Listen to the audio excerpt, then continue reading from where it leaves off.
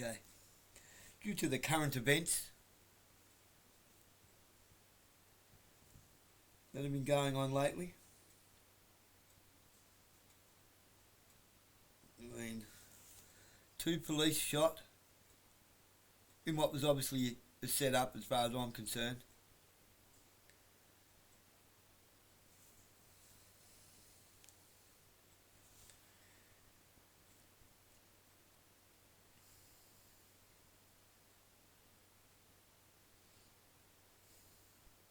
They sent another copper that I actually know personally who wasn't a bad bloke. He was old school.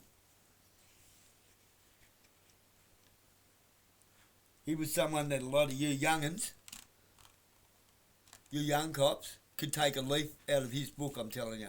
Probably about 10 leaves out of his book on how to conduct yourselves. Got shot trying to serve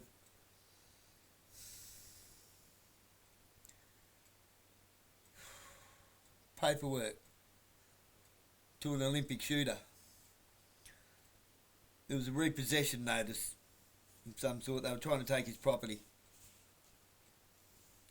That's theft. But, you know, it's neither here nor there. Really. So there's 3 police officers shot that didn't need to be dead. There's still people with families. And Desi Freeman. Now this. This is not going to help the shooters community at all. The law-abiding men and women of this country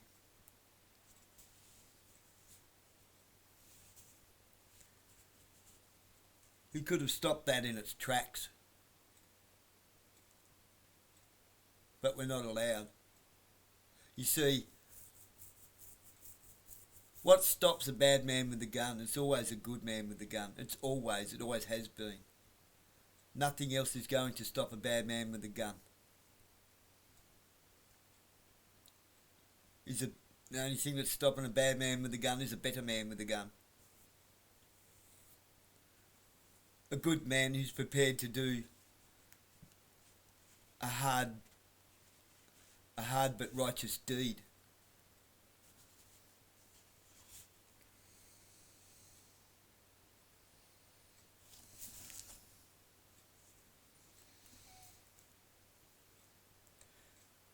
Hoping maybe a bit of scripture might help. Not even related. Well, slightly related, I suppose. It's about deception. It's about being led astray. Having your head fucked with. So yeah, it's probably quite relatable. Genesis chapter 3.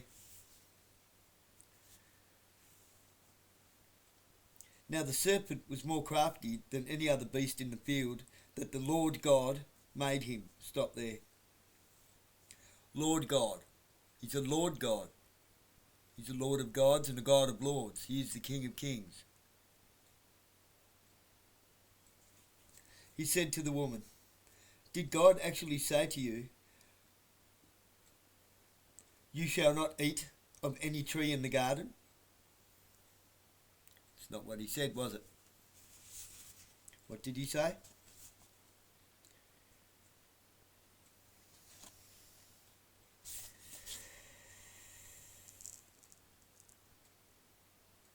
You shall not, but the tree of the knowledge of good and evil you shall not eat, for in the day that you eat of it you shall surely die.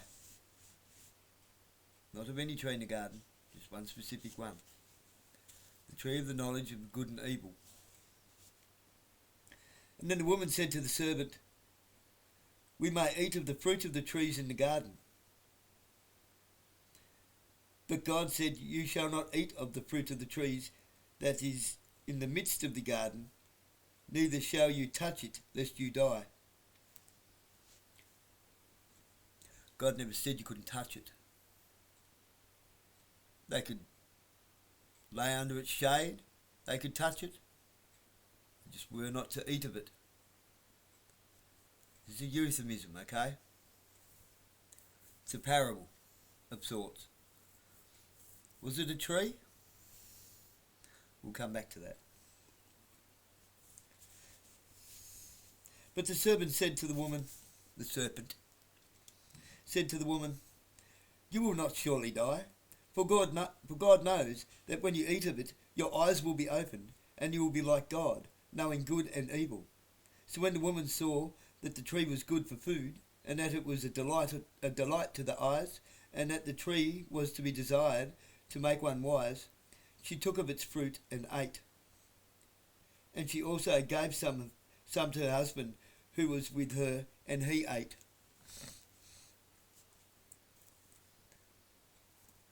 Then the eyes of both were opened. There's the first deception. What was the worst deception? The serpent? Or the woman giving some to the man after the man had already told her that they weren't to eat it? Then the eyes of both were opened, and they knew that they were naked. Prior to that, they didn't know what sin was. They didn't know what embarrassment was.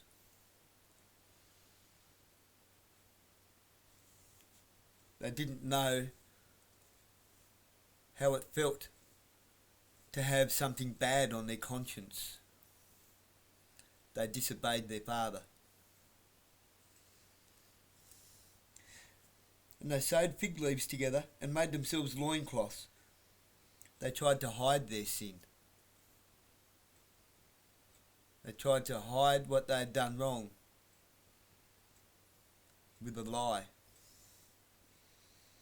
And they heard the sound of the Lord God walking in the garden in the cool of the day, and the man and his wife,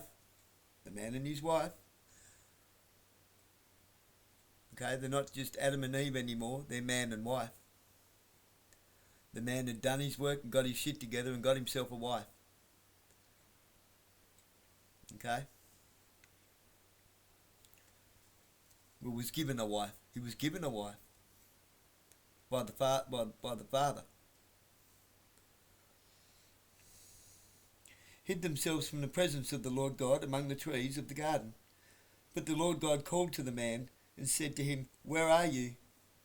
He was hiding. Now they're hiding. They did what they weren't allowed to do.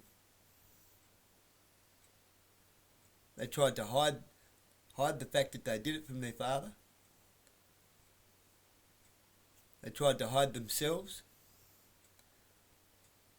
And now they won't come out. Because they know that he knows. And he said, "I heard the sound of you in the garden, and I was afraid because I was naked, and I hid myself." I knew I was in deep shit, and I knew I was about to cop a whooping. So I hid from you. He said, "Who told you that you were naked? How did you know you was in trouble? Have you eaten of the tree which I commanded you not to eat?" In other words, did you know that you was in trouble because your conscience told you? You knew you'd done the wrong thing before I even arrived. Because you did what I specifically told you not to do. The man said, "The woman who you gave to be with me, she gave me the fruit of the tree and I ate."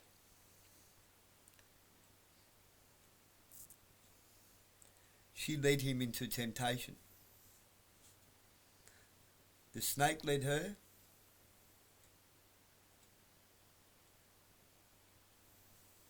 Who is the snake? It's the devil. It's sin itself.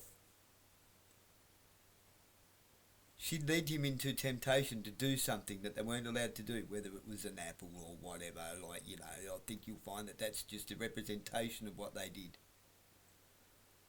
It might have been committing adultery.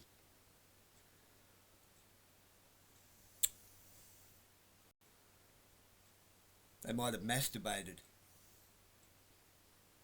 Because your seed's not meant to touch the earth. You're not meant to play with yourself. Guilty as charged. See, you can't shame me. I'm pretty good at doing that myself. Then the Lord God said to the woman, "What is this that you have done?" The woman said, "The serpent deceived me, and I ate."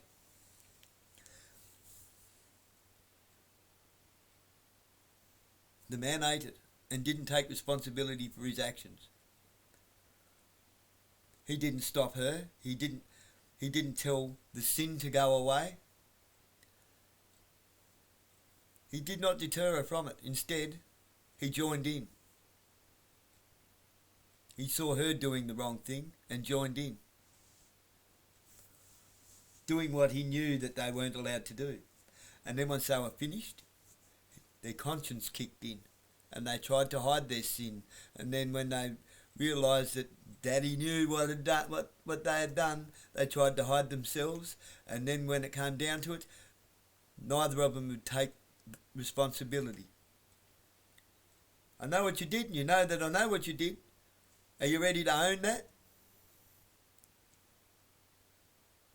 Are you going to go to your room for a while and have a good hard think about it and come out and apologise for what you did and own what you did? Take responsibility for what you have done? No, they're going to pass the buck. I'm sorry, I'm not putting up with this. It's just lie after lie after lie, isn't it? One lie to cover another lie, and then you run out of lies, so you just blame somebody else.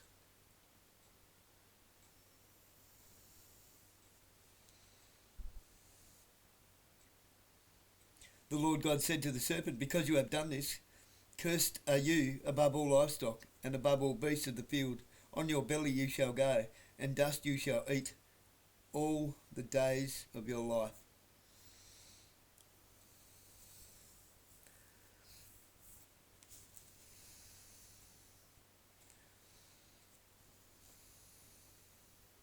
I will put enmity between you and the woman, and between your offspring and her offspring. He shall bruise your head, and you shall bruise his heel. I don't think that's meant in the... She'll never be able to figure him out. He's too headstrong. She's too headstrong. They'll never be able to communicate properly again. They're going to have to work real hard on it, you know. They no longer will be able to just know what each other needs. The woman's about to become a pain in the ass by being a weight around his ankle. A bruise on his heel. She's about to become a burden, and he's about to become a headfuck. To the woman he said, "I will surely multiply your pain in childbearing. In pain you shall bring forth children. Your desire shall be for your husband, and he shall rule over you." He told her the way it's supposed to be. He was given the law. She convinced him to break the law and corrupted him. Next time, listen to him. Listen to your man. He's the king of your castle. He is the pillar. Support your man. Support your man emotionally, psychologically, spiritually. Lift your man so that he may carry you all. Be there when he needs you. If you want to make him strong, if you want him to be strong, make him strong. Don't tear him down all the time.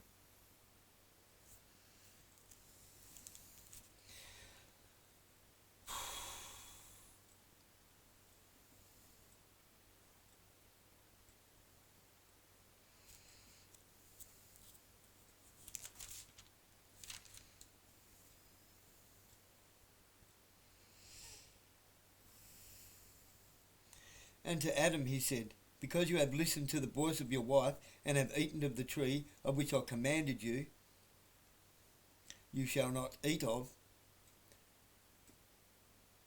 Cursed is the ground because of you.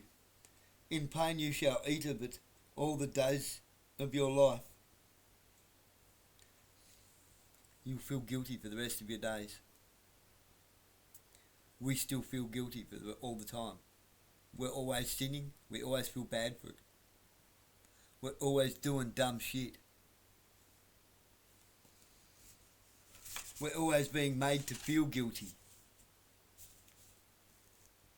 It doesn't have to be that way, guys.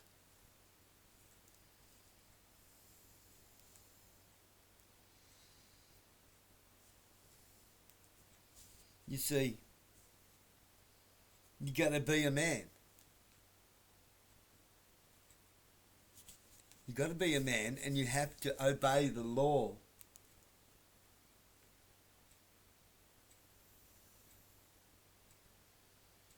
The law, not the legislatures and policies, not the commandments and doctrines of men.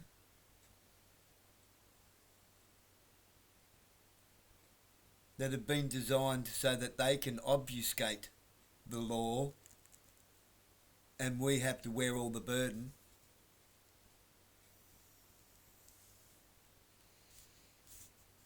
Thorns and thistles it shall bring forth for you. You shall eat the plants of the field.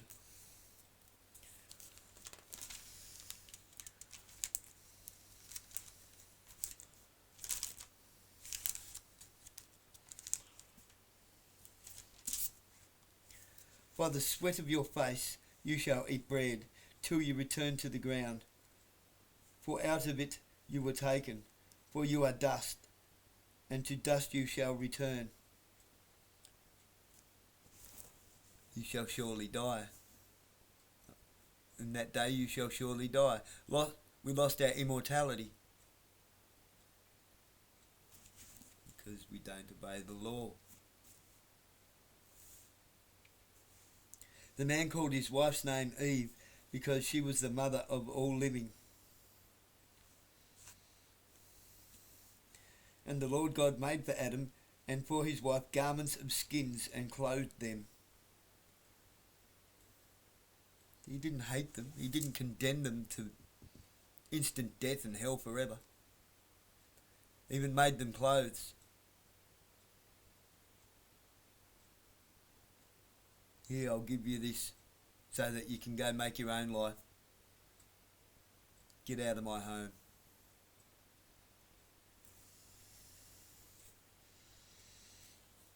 Then the Lord God said, behold, the man has become like one of us in knowing good and evil. Now, lest he reach out his hand and take also of the tree of life and eat and live forever.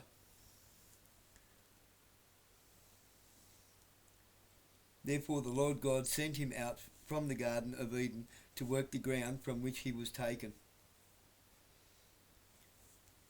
You can't eat the tree and reverse what you have done. Get out. Go and live off the land then. Go and plant your own trees.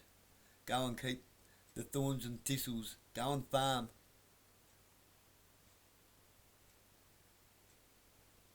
Instead of having life on a silver platter, now you're going to have to earn it. He drove out the man, and at the east of the Garden of Eden, he placed the cherubim and a flaming sword that turned every way to guard the way to the tree of life, to make sure that nobody else can eat of the tree of life and become immortal.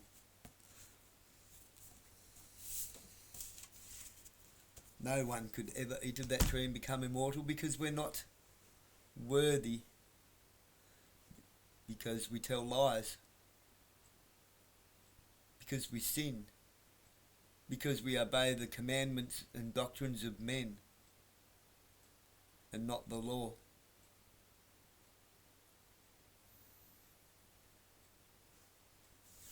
That's pretty easy to figure out, that chapter.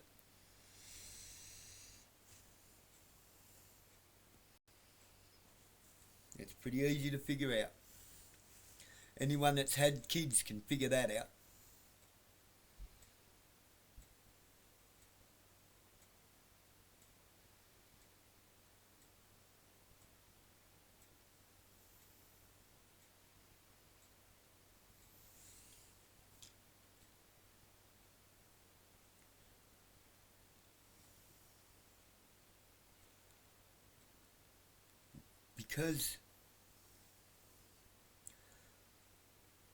Because we have gone so long without consequences, which we have,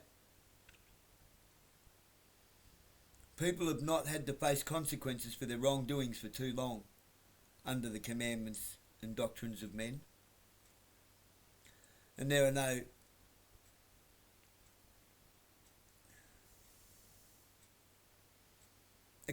no accountability for those who are supposed to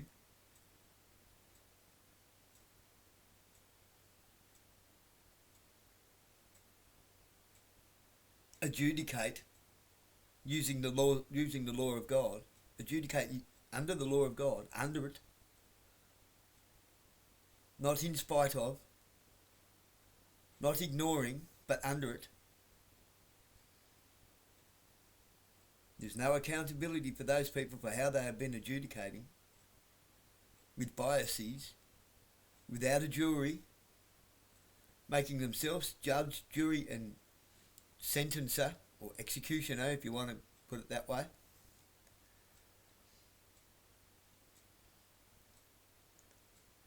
There has not been adequate and there has not been fair consequence. Now we're living in the age of consequences. Like it or not, we're gonna cop them. And because of blanket legislature and policy, everyone has to wear the consequences for the deeds of a few.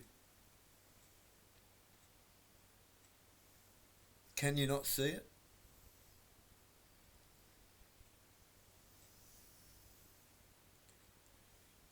We all are now wearing the consequences,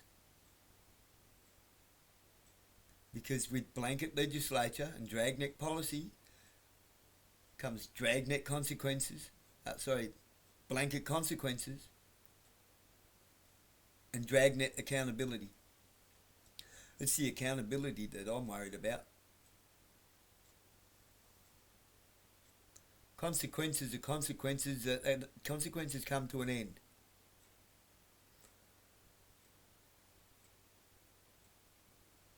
The people that have to face the accountability are the people who have been adjudicating wrong, enforcing the laws and doctrines of men, enforcing dominion over men, over mankind, enforcing unjust authority and unlawful legalities.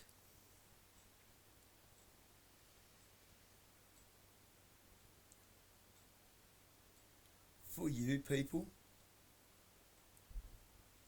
I pray you find the errors in your ways.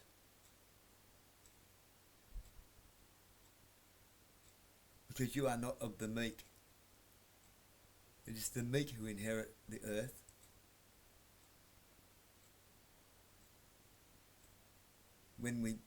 And that is when we have heaven on earth.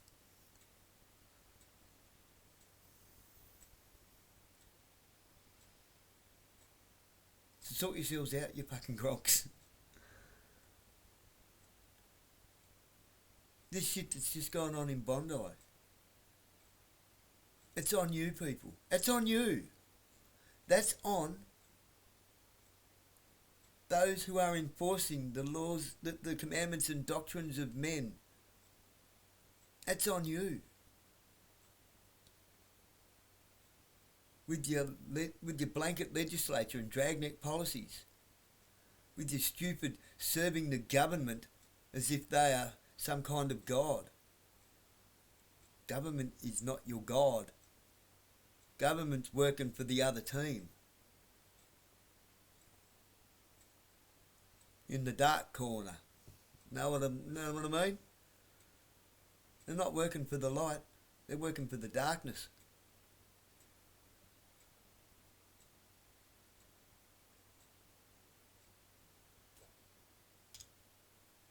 They don't serve us.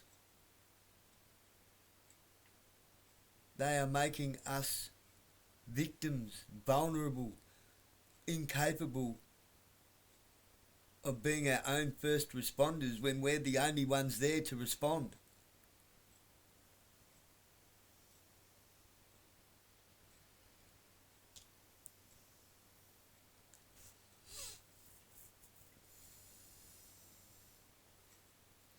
If this was the 1950s, 60s, 70s, even the 80s, there's a good chance that shit wouldn't have gone down. It most likely wouldn't have gone down. We didn't have this anti-Semitism bullshit. We didn't have all the racism that we have now. We haven't dragged racism from the past. It's been invented out of nowhere.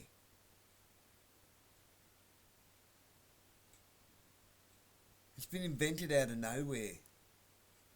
It's been manufactured with multiculturalism. Culture is not ethnicity.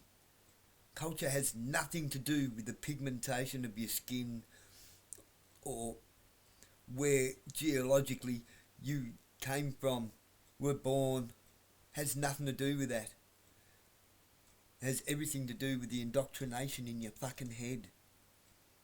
Everything to do with cultures that don't mix. Because we have been told, we've all been told that we're better than the other people. The only people that don't do that are Christians.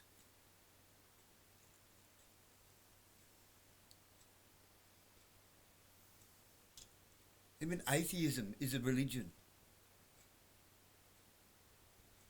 It's a belief that there is nothing to believe in. So strong do they believe it.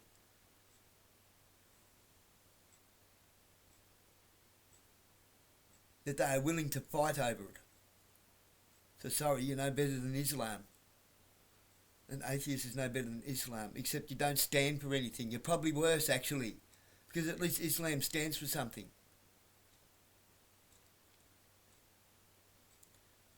At least they have a set of rules and morals and ethics that they pray to their daddy every fucking day, 5 times a day.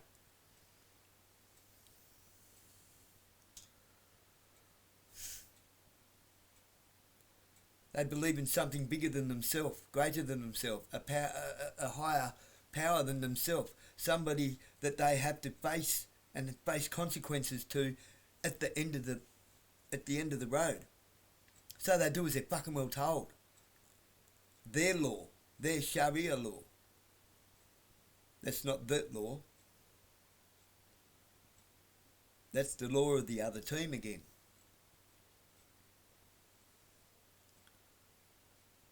That's from a religion called Talmud. Stop doing religion, people. Religion's bad. All religions are bad, just like all governments are illegal. All governments are illegal, man. Because it's not law. Religion isn't law.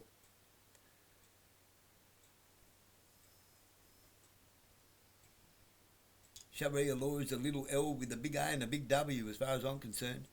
That law is a capital L with a lowercase a and a lowercase w. It's God's law. That law, not the religious law. It's the law that keeps us all from harming each other. It keeps us living coherently. It keeps social cohesion. It keeps honesty and fairness.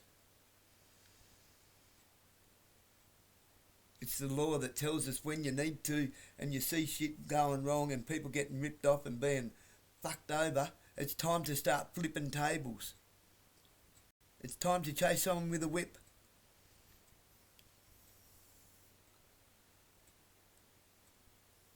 because they've deemed themselves to be the authority, and they're not. They're using that to take advantage of you.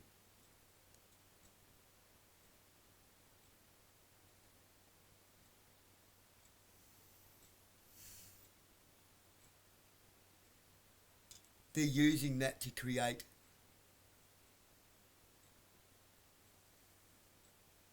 Port Arthur's and Bondi Beach, Waco, Sandy Hook.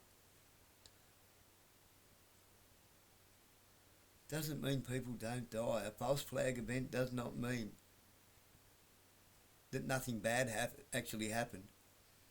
Something bad really did happen.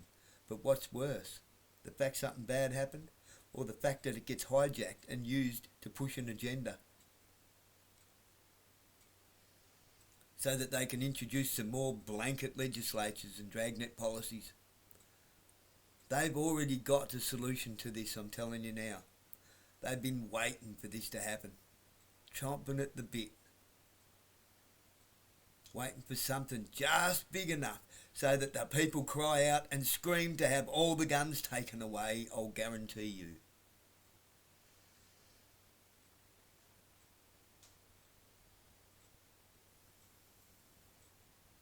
I want my scope back at least. And I want to be reimbursed for my rifle if I can't have it back. It's simple as that. Otherwise it's just downright theft. You can't just take people's stuff and destroy it when they've done nothing wrong with it.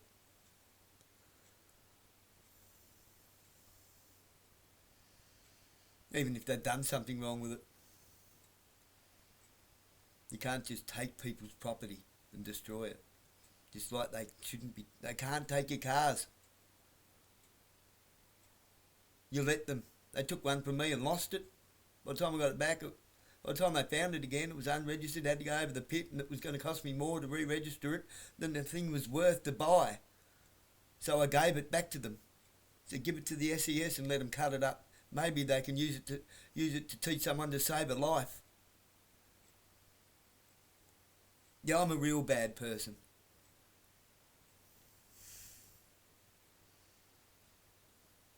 I didn't even get a thank you for that. And you know what? When they couldn't find it to give it back, they weren't even going to give it back. They were still going to make me pay for the storage. Even though I had in writing that they fucked up, that they found that I was not guilty of any wrongdoing and that there was no charges to be pressed. But they were still going to charge me for storage, but they couldn't find the fucking car.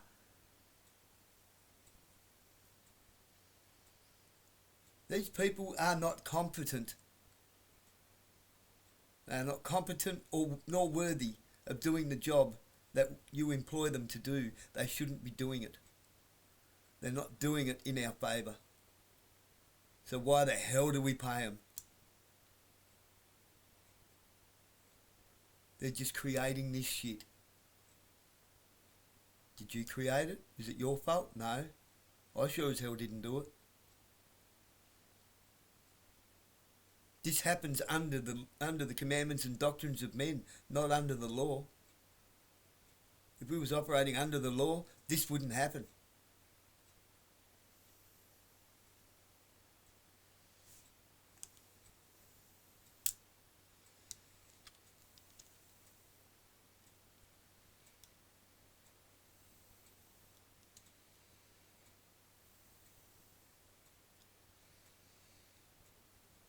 Remember the voice of the Good Shepherd.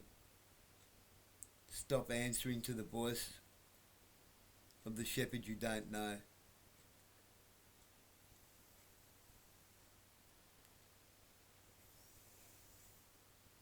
It's probably a wolf.